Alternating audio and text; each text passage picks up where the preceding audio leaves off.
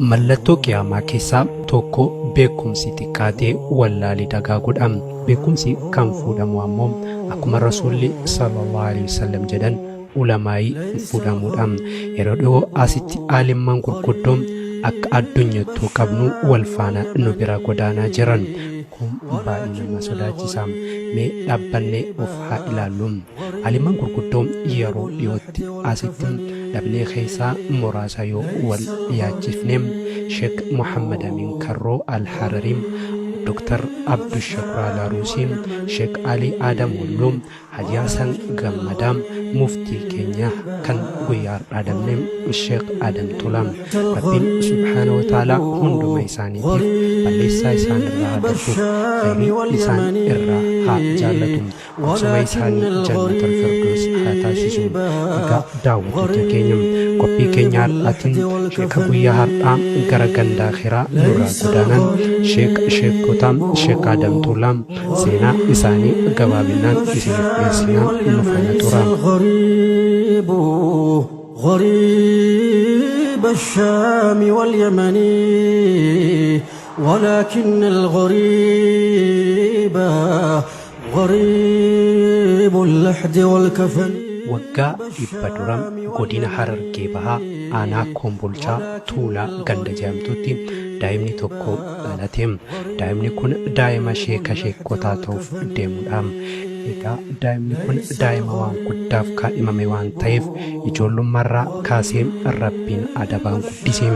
Umriin isaa ijoollummaas akka ijoollee birii tapha garagaratiin hin dabarsine.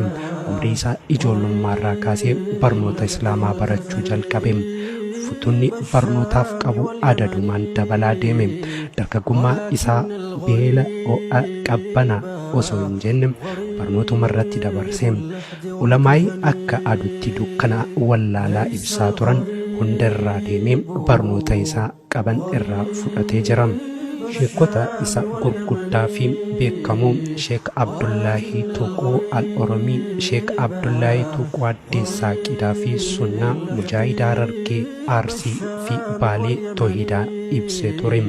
Abdullahi Tuquun bahara beekumsa Islaamaa abbaa hadiisaa fi Toohidaa kan miilaan ilmi barbadaa biyyaa bahee akkasii doonii yaabbatee gara bahara gubbaa guyyaa 15 nyaataa fi dhugaatii malee taa'ee Makkaa ga'uu danda'eedha. Biyyaa fi biyya alatti baratee ulamaa'ee hanga ammaa Toohidaan biyya teenya ibsaa jiran nu barsiisee. Sheekota Sheek Adam Tulam barsiisota akkanaa hedduurraa deemeerraa barate. Hundi isaanii ijaazaa hayyama barsiisuu fi fatwaa godhuu kennaniif gaggeessan. Erga ijaazaa hayyama barsiisuu argatan booda Hararitti qubatuun uummata isaanii xiqqaa guddaa dhiiraa dubartii walitti qabanii barsiisuu jalqaban. الشام واليمن ولكن الغريب غريب اللحد والكفن. ليس الغريب غريب. كان sheekota Sheek Adam Tulaa Harargee bahaa aanaa dirree xayyaaraa ardaa suuqil keessatti waan amata 30 oliif deemee barate barsiisuuf majlisa barnoota yuunivarsiitii Islaamaa tan majlisa Sheek Adam Tulaatiin beekamtu gad dhaaban. Sheek Adam Tulaa irraa baratuuf ilmi namaa Harargee, Jimmaa, Iluu Abbaa Booraa, Arsii, Baalee, Wallaggaa fi Kafaa irraa lakkoofsa hedduun dhufuu jalqabe. Barnoonni adda addaa itti fufam.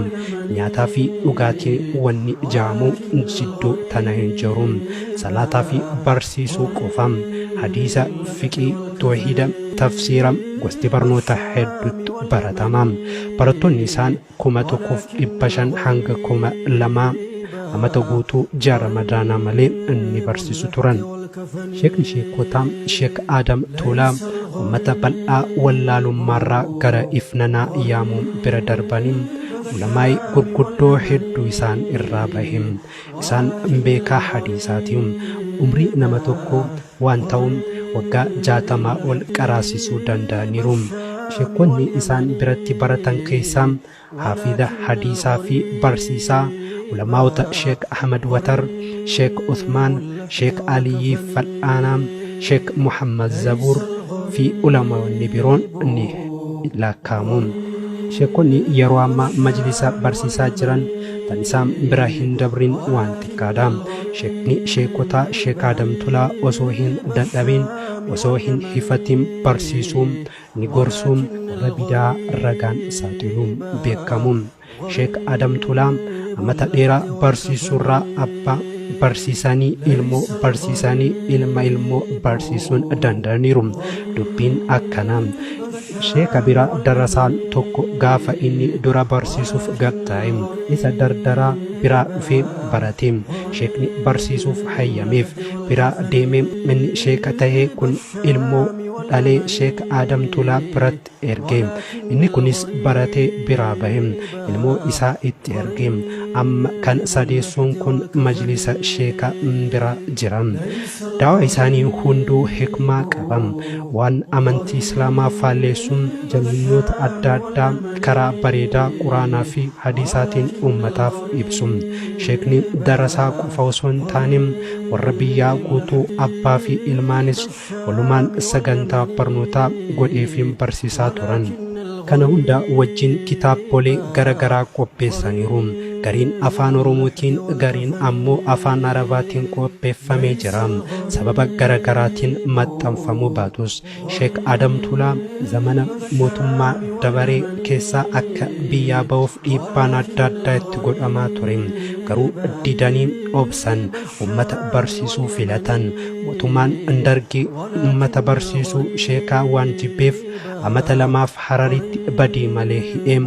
miidhaa qaamaa heddurraa geessise sheekni sana hundaa booda waggaa bahan akkuma nama imaltuu deemee dhufee takkatti barsiisuu irraa gad hin teenne sheekni sheekotaa sheek Adam Tulaa diinii kanaaf tumiinsa tumamaniiru godaanisas godaananiiru miidhaa guddaa miilarraa qaban hanga fuula rabbii deebi'anitti milli yeroo garii tuma sanirraa isaan dhukkuban rabbiin irra haa jaalatu sheek Adam Tulaa barsiisaa amantii qofaa miti qabsaa biyyaas turan qabsoo sabaa fi biyyaa irratti shoora guddaa taphatanii darbaniiru nuti biyyaaf malee biyyeef hin qabsoofne jechuunis ni beekamu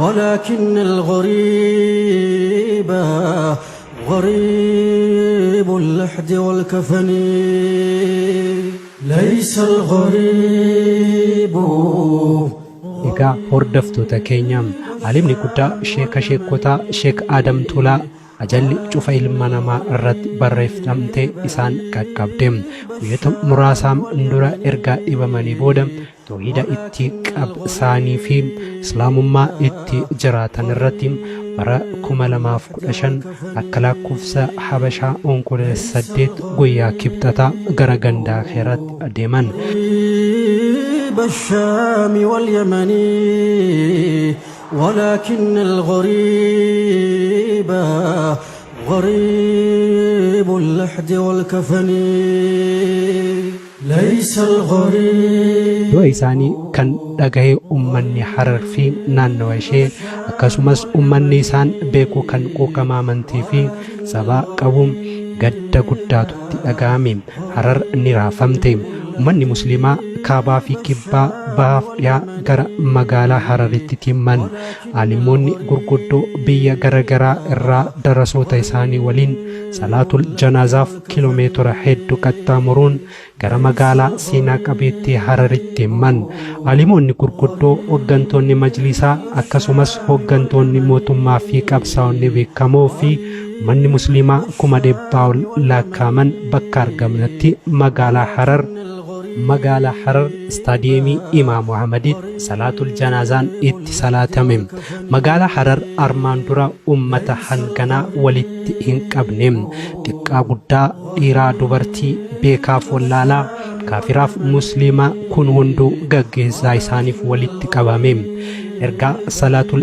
janaazaan itti salaatamee boodas sirni awwaalchaa achuma Hararitti taasifame. Rabbiin qabrii isaanii caffee jannataa haa taasisu, jannatal firdoosiin haa qananiisu, nutis warra faana isaanii hordofuu nu haa godhu.